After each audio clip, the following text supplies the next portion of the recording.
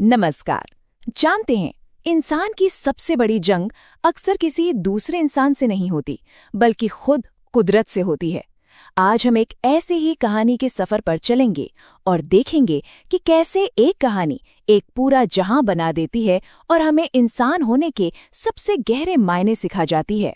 और देखिए, कहानी की शुरुआत में ही हमें मिलवाया जाता है इसके सबसे बड़े दुश्मन से। पर वो कोई इंसान नहीं है, वो है खुद कुदरत। एक ऐसा बेरहम, हड्डियों को चीरता हुआ मौसम।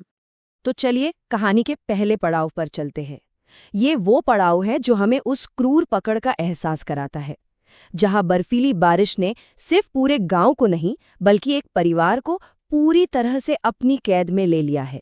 तो समझिए, ये जो मौसम है, ये सिर्फ कहानी का कोई बैकग्राउंड नहीं है। नहीं, ये तो खुद एक किरदार है, एक ऐसी ताकत जो हर किसी को एक दूसरे से काट रही है और हर एक दिन को जीने की एक जंग बना रही है।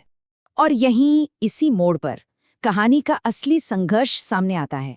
अब बात सिर्फ मुश्किल की नहीं है, अब तो उस परिवार की जिंदगी और मौत सीधे सीधे इस मौसम के रहमो करम पर आ टिकी है। ये सिर्फ एक मुश्किल नहीं थी, ये तो जैसे मुश्किलों का एक सैलाब था, एक के बाद एक। गीली लकड़ी तो चूल्हा ठंडा, बेटी बीमार तो अंधेरा और गहरा, और ऊपर से टपकती हुई छत। कहानी हमें दिखाती है कि कैसे गरीबी में एक मुसीबत दूसरी को खींच लाती है और एक ऐसा चक्रव्यूह बना देती है जिससे बाहर निकलना नामुमकिन सा लगता है। और अब कहानी उस दहलीज पर आ खड़ी होती है जहां दांव पर सिर्फ सहूलियत या आराम नहीं बल्कि एक बच्ची की सांसें लगी हैं। ये लड़ाई अब जिंदगी और मौत की लड़ाई बन चुकी है। घर के बाहर तूफान और घर के अंदर एक नन्ही सी जान की खांसी गूंज रही है। उसका माथा तप रहा है, मतलब उस जानलेवा ठंड में अब बुखार ने भी दस्तक दे दी थी। देखिए कैसे कहानीकार ने बाहर के तूफान को घर के अंदर एक जिंदगी के संकट में बदल दिया है। और इसी बीच दादी के मुंह से निकले ये शब्द एक बुरी आहट की तरह लगते हैं। ऐसा लगता है जैसे मौसम कोई शिकारी हो जिसने उस बच्ची को अपनी गिरफ्त में ले लिया हो। तो अब देखिए, ये परिवार एक बेबसी के चक्र में कैसे फंस गया है। जरूरत है बच्ची को गर्म सेक देने की, लेकिन रुकावट क्या है? गीली लकड़ी, जिससे चूल्हा जल ही नहीं सकता। और नतीजा ये कि ठंड उस बीमार शरीर पर और भी हावी होती जा रही है। हर रास्ता उसी पहली मुश्किल पर आकर बंद हो जाता है। और अब आता है कहानी का वो पल, वो सबसे अंधेरी रात, जब परिवार को फैसला करना पड़ता है कि वो उसी तूफान से लड़ेंगे जो उन्हें तबाह करने पर तुला है। ये गुजरता हुआ वक्त कितना भारी है। रात के 10 बजे शंभू फैसला करता है और अस्पताल पहुंचते पहुंचते 12:30 बज जाते हैं। तूफान में खोया हुआ हर एक लम्हा सोनम की जिंदगी से एक लम्हा चुरा रहा था।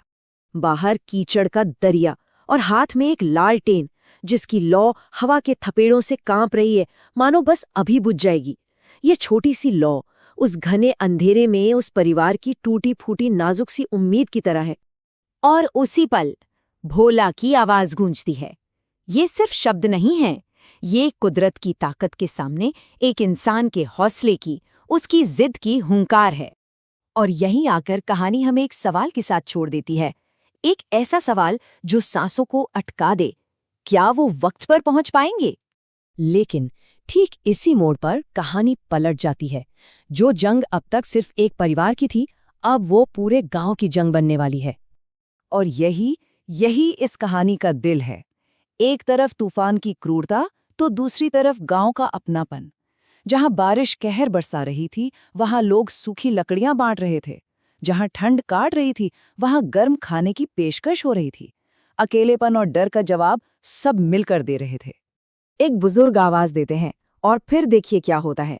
कोई सूखी लकड़ी ले आता है, कोई ताकत के लिए घी।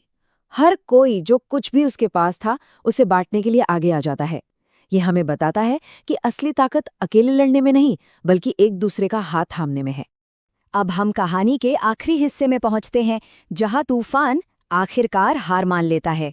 और ये तूफान सिर्फ आसमान का नहीं बल्कि जिंदगी का भी था। सुबह के 5 बजे बारिश थम जाती है। ये वो लम्हा है जब कुदरत का कहर खत्म होता है और एक उम्मीद भरी खामोशी छा जाती है। और फिर सूरज की एक हल्की सी किरण अस्पताल के उस कमरे में दाखिल होती है और सीधे सोनम के चेहरे पर पड़ती है।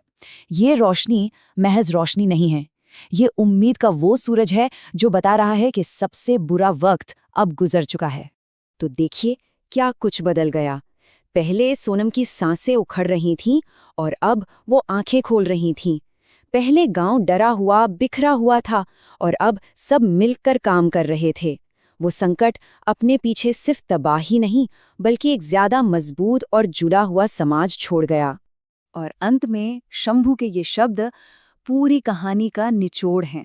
हाँ विमला, हम हर ठंड से बड़े हैं, हम हर बरसात से मजबूत हैं। ये शब्द हमें सिखाते हैं कि इंसान का हौसला जब इंसानियत के साथ जुड़ जाता है तो वो बड़ी से बड़ी ताकत को भी हरा सकता है। तो ये कहानी हमें एक सवाल पर छोड़ जाती है।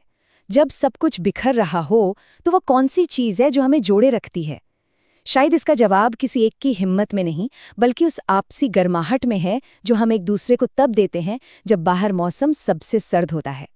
हमारे साथ इस सफ़र में जुड़ने के लिए धन्यवाद।